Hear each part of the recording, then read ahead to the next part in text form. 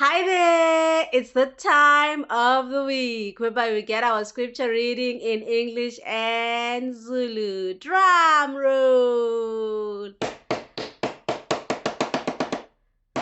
Yebo! Yes! I am Poetess Mbali Shabangu. So today we are going to get our scripture reading from the book of John chapter 15 verse number 12 till verse 15.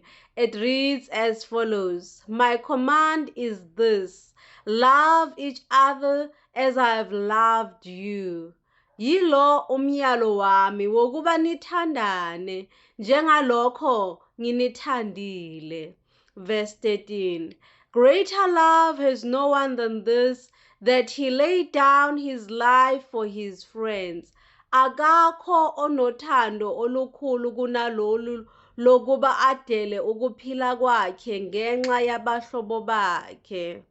14. You are my friends if you do what I command.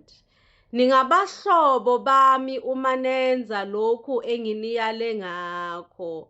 15. I no longer call you servants because a servant does not know his master's business.